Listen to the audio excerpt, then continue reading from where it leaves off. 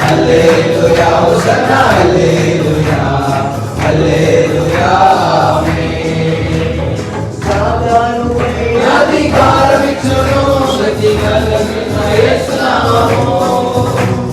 సాతానుపై అధికారమిచ్చును శక్తి కలిగిన యేసు నామము. శత్రు సమూహముపై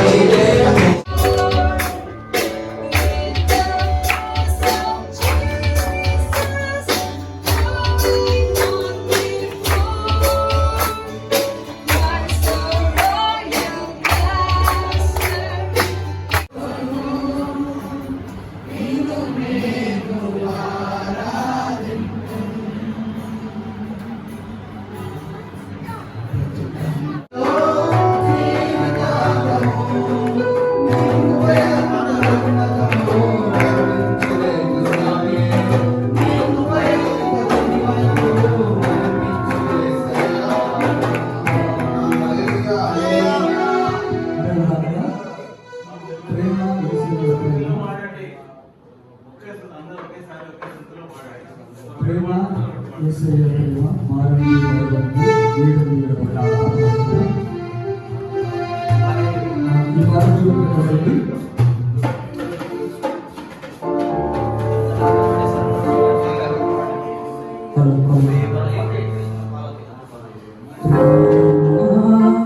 యేసయ్య ప్రేమ ప్రేమ యేసయ్య ప్రేమ ప్రేమ యేసయ్య ప్రేమ ప్రేమ యేసయ్య ప్రేమ మారనిది మరువనిది వీడనిది ఎడబాయనిది మారనిది మరువనిది వీడనిది ఎడబాయనిది ప్రేమ యేసయ్య ప్రేమ ప్రేమ యేసయ్య ప్రేమ ప్రేమని మరచిన గాని నన్ను విడవనన్న ప్రేమ తండ్రి విడచిన గాని నన్ను విడవనన్న ప్రేమ తల్లి మరచిన గాని నన్ను మరవనన్న ప్రేమ తండ్రి విడచిన గాని నన్ను విడవనన్న ప్రేమ నన్ను విడుస్తుంటే ఎత్తుకున్న ప్రేమ దంచుకున్న ప్రేమ విడుస్తుంటే ఎత్తుకున్న ప్రేమ దంచుకున్న ప్రేమ ప్రేమ యేసయ్య ప్రేమ ప్రేమ యేసయ్య ప్రేమ మరువనిది ఎడబాయనిది మారనిది మరువనిది ఎడబాయనిది. And also I want to congratulate you that you have finished this course, the training program. అలాగే మీరందరూ కూడా మీ యొక్క ట్రైనింగ్ ప్రోగ్రామ్ ని రేపటితో మీరు పూర్తి చేసుకున్నందుకు కూడా మీకు కూడా ప్రత్యేక వందనాలు తెలియజేస్తున్నాను. मैं समझ सकता हूँ आप आज आखिरी दिन में हैं और आप बहुत टायर्ड हो चुके हैं, फिर भी कुछ मिनट हम आपका समय लेना चाहेंगे. మీరందరూ కూడా ఇప్పటికీ అలసిపోయి ఉన్నారు మనకు తెలుసు, అయినప్పటికీ కూడా మరి రేపు మీకు ఆఖరి రోజు కాబట్టి కొన్ని నిమిషాలు దయచేసి మమ్మల్ని భరించండి. मैं जानता हूँ आप घर जाना चाहते होंगे, आपका कल ट्रेनिंग समाप्त होगा, उस तैयारी में आप होंगे. మరి ట్రైనింగ్ ప్రోగ్రామ్ అయిపోతుంది కాబట్టి ఇంటికి వెళ్ళాలి, వేరే వేరే ఏర్పాట్లు మీరు చేసుకోవాలనేటువంటి తొందరలో మీరు అందరూ ఉన్నారు. जेम्स एक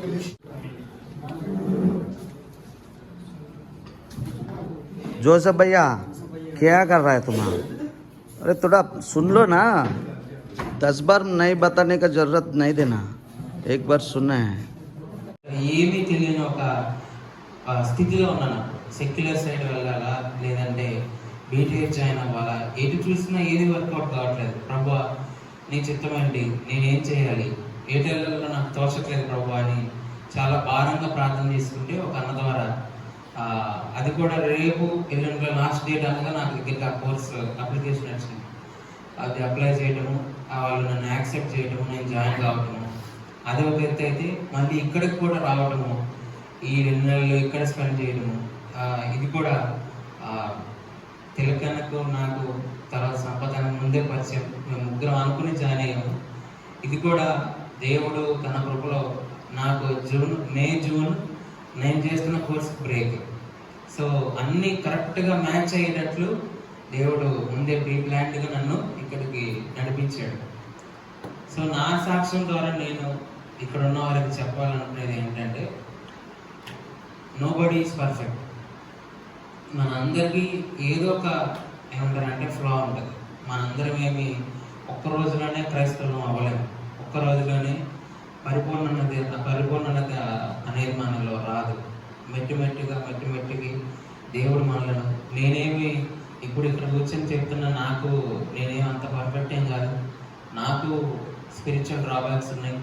నాకు ఏమంటారంటే ఆత్మీయంగా వెనకబడ్డ రోజులు ఉన్నాయి. కానీ దేవుడు నాకు ఇచ్చిన నిరీక్షణ, మనందరికీ ఇచ్చిన నిరీక్షణ, మనం ఒంటరిగా లేవు. ఆయన మనకు తోడున్నాడు. నేను అలా వెనక్కి వెళ్ళిపోయిన ప్రతిసారి నన్ను ఆయనే పట్టుకొని మరలా ఆయన దగ్గరికి నడిపించుకున్నాడు. రక్షణ పొందని వారికి నేను చెప్పేది ఏంటంటే, ఈరోజు నా పుట్టినరోజు కాబట్టి ఇట్లా చెప్తున్నాడు. మనం ఎన్ని పుట్టినరోజులు జరుపుకున్నా దానివల్ల ఏ ఉపయోగం లేదు. దేవుని చిత్తం తెలుసుకోకుండా, దేవుని చిత్తాన్ని జరిగించుకోకుండా మనం పదుల సంఖ్యలో ఎన్ని పుట్టినరోజులు జరుపుకున్నా ఆ జీవితానికంటూ ఒక అర్థమో పరమార్థమో ఎన్నటికీ రాదు. దేవుని చిత్తం మొట్టమొదటిగా మనం రక్షణ పొందాలనేది. ఆ చిత్తమును జరిగించి, మన చిత్తాన్ని జరిగించినందు వల్ల మనకి సంతోషం రావచ్చు, కానీ సంతృప్తి ఎన్నటికీ రాదు. కాబట్టి దేవుడు మన ఎట్లా దేవుని కృప ఉంది. ఆయన కృపలో మనల్ని రక్షించుకుంటాడు. దాని తర్వాత ఆయనే మనల్ని నడిపిస్తాడు. కాబట్టి మనకి ఉన్న ది మోస్ట్ గ్రేటెస్ట్ ప్రివిలేజ్ ఏంటంటే, ఆయన మనల్ని పోయిన ఆదివారం నేను షేర్ చేసుకున్నట్లు ఆయన మనల్ని ప్రేమిస్తున్నాడు. ఆయన ప్రేమలో మనందరినీ జ్ఞాపకం చేసుకుంటూ ఉన్నాడు. నన్నే కనుక దేవుడు జ్ఞాపకం చేసుకుని పోయింటే ఇప్పటికీ నేనేమైపోయి ఉన్నా నాకు తెలియదు. ఇప్పటి వరకు చాలా దెబ్బలు తగిలిన, 1 కాదు 2 కాదు, అన్నీ చాలా సివియర్ దెబ్బలు. చిన్న వయసు నుండి నాకు మొట్టమొదటి సంవత్సరం, నేను పుట్టిన మొట్టమొదటి సంవత్సరానికి నాకు ఆస్తమా. నన్ను పట్టుకొని పిచ్చి వాళ్ళ పరిగెత్తేవాళ్ళు మా అమ్మవారు. ఎప్పుడు ఆయాసం వస్తుంది తెలియక వచ్చినప్పుడు నెబులైజర్ పెట్టించడానికి. అది ఒక్కటే కాదు, నా జీవితం మొత్తంలో ఇట్లాంటి దెబ్బలు చాలా జరిగినాయి. ఇప్పుడు కూడా ఐఎమ్ స్టిల్ సఫరింగ్. ఇప్పుడు కూడా నేను ఎంత పుష్టికి కనబడుతున్నానని అనుకోవచ్చు, కానీ స్టిల్ ఐ హ్యావ్ ఏమంటారంటే హెల్త్ ఇష్యూస్ ఉన్నాయి. నాకు మందిరం ఎక్స్పాండ్ చేసేటప్పుడు ఒక చిత్రపటం. And in most of the Christian houses you will find this image. మరి యొక్క చాలా క్రైస్తవ ఇళ్లలో మన చిత్రపటాలు మనం చూస్తూ ఉంటాం. And some people venerate this image. మరి కొంతమంది దీనికి ఆగమతులు కూడా పెడుతూ ఉంటారు, ఆరాధిస్తూ ఉంటారు. Right? You all know it. ఊహైంది.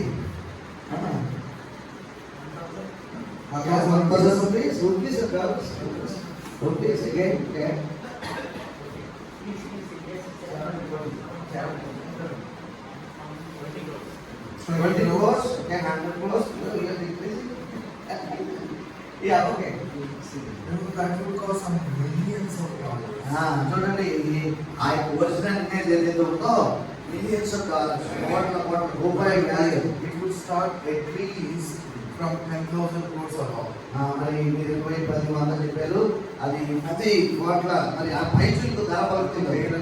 10,000 కోట్ల ధర పలుకుతుంది. దానికి Below that. అంతకంటే తక్కువే ఉంటుంది. You know who is that? Analisa.